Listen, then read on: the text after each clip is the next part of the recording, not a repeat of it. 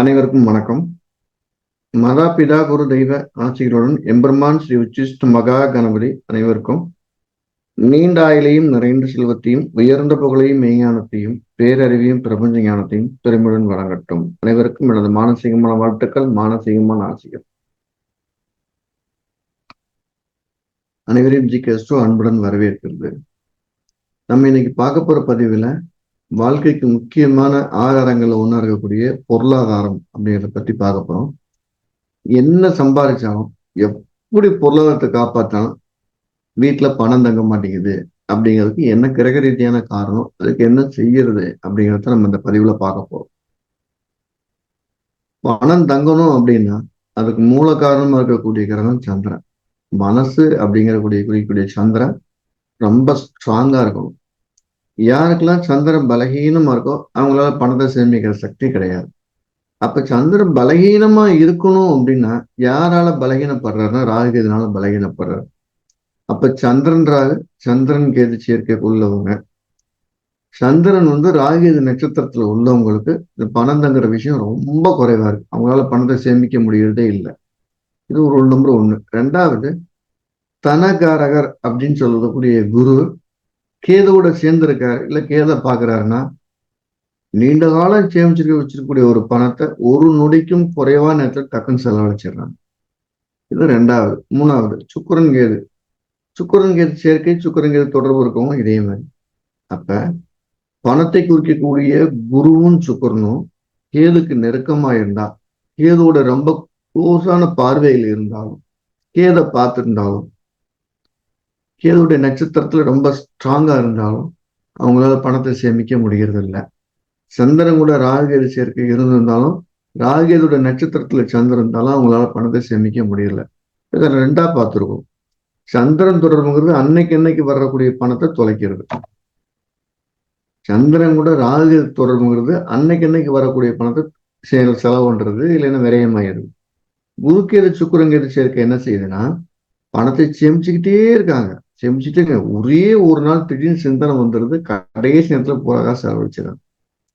So இந்த ரெண்டுமே ஒரு தவறான முடிவுல முன்னுதாரணங்களை கொண்டு போகுது. இவங்க சேமிக்கிறதுக்கு என்ன ஒரு வழி அப்படின்னா, முதல் வழி, ஒரு இடமோ வீடோ வாங்கி அதுக்கு டியூ கட்டிட்டு வரலாம்.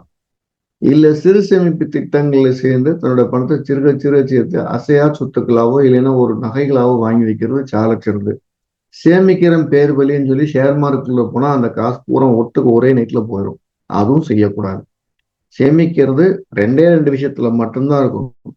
ஒண்ணு ஆபரணமா இருக்கணும், இல்லைன்னா சேமிப்பு காயினா இருக்கணும், இல்லைன்னா சொத்தா இருக்கணும். வேற எதுலையுமே இது இருக்கக்கூடாது. இப்படி இருந்தா அந்த காசை சேமிக்கலாம்.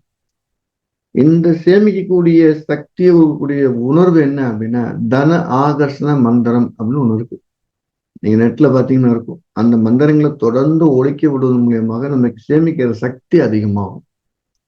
அதுக்கு காமாட்சி அம்மன் வழிபாடோ இல்ல குரு பகவானுடைய நமஸ்காரம் பண்ணிட்டு வர்றதோ, இந்த ரெண்டையும் தொடர்ந்து செஞ்சுக்கிட்டே அந்த மந்திரத்தை கேட்கணும். காமாட்சி அம்மன் வழிபாடோ இல்ல குரு பகவானுடைய அனுகிரகத்தை வழிபட்டுட்டு வர்றதோ செஞ்சுட்டு இருக்கும் போதே இந்த மந்திரத்தை கேட்கணும். இந்த மந்திரத்தை எப்படி கேட்கணும்? ரொம்ப ஈடுபாட்டோட கேட்கணும். உதாரணமா வீட்டுல ஒரு தெய்வம் ஏத்துறீங்கன்னா அந்த மந்திரம் ஆரம்பிக்கல இருந்து ஒரு 108 முறை முடிகிற வரைக்கும் அந்த தீபத்து பக்கத்துல உட்காந்து மென்மையை கேட்டுக்கிட்டே இருக்கணும். ஸோ அப்படி செய்யலாம். இன்னும் கூடுதலா என்ன செய்யலாம்னா, குபேரலட்சுமி மந்திரங்களை ஒரு குழுவா சேர்ந்து சொல்ற இடத்துல உட்கார்ந்து கவனிக்கலாம். இல்ல நம்ம வீட்டுக்கே அவங்கள சொல்லக்கூடியவங்க வர சொல்லி சொல்லலாம். இந்த ஓசைகள், இந்த மந்திரத்துடைய சப்தங்களால வீட்டுல இருக்கிற நெகட்டிவ் எனர்ஜி போய் சேமிக்க வைக்க முடியும் அப்படிங்கிறது என்னோட அனுபவத்தில் நிறைய முறை நான் அனுபவிச்சு பார்த்துருக்கிறேன். நிறைய பேருக்கு பலன்னு சொல்லி அவங்களாம் சக்சஸ் அப்படின்னு சொல்லி இருக்கிறாங்க. ஸோ ஒருத்தருடைய பண சதவீதம் இல்ல சேமிப்பு திறன் அதிகரிக்கிறதுக்கு தன ஆகர்ஷண மந்திரம் சூப்பரா வேலை செய்யுது. அதுல எந்த மாற்று கருத்தும் இல்லை. அவங்க காமாட்சி அம்மன் வழிபாடை பண்ணிட்டு குருபானுடைய அனுகிரகத்துக்குள்ள நாளுகள்ல ஓரைகள்ல சொல்லிட்டு வர்றது சால சிறந்தது. அதுதான் எளிமையான சேமிப்புங்கிறது ரொம்ப ரொம்ப ரொம்ப ரொம்ப முக்கியம். யாரால அந்த சேமிப்புங்கிறதுல ஒரு கவனம் செலுத்த முடிய மாட்டேங்குது அப்படின்னா, சூரியன் செவ்வாய் சேர்ந்திருக்கிற ஜாதத்துக்கு சேமிப்பு மேல கவனம் செலுத்த மாட்டேங்கிறாங்க. ஸோ அவங்க நம்மகிட்ட கவனம் செலுத்துறது கூடுதலான பலனை சொல்லி கொடுக்கும்.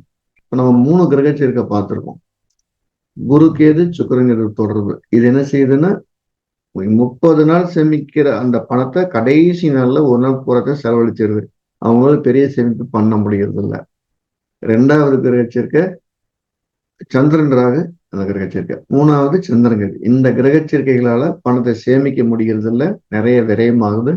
இவங்க சேமிக்கணும் அப்படின்னா கூடுதலாக வீட்டுல யார் ஜாதகம் பலமா இருக்கும் அவங்க மூலியமாக சேமிப்பை தொடங்குவது சால சிறந்தது. 2வது சேமிக்கணுங்கிற எண்ணம் இருக்கவங்க தன்னோட ஜாதகத்துல லக்கணத்திற்கு 6, 8, 12 சந்திரன் இருக்கிறவங்க கிட்ட பொருளாதாரத்தை கொடுத்து வைக்க கூடாது.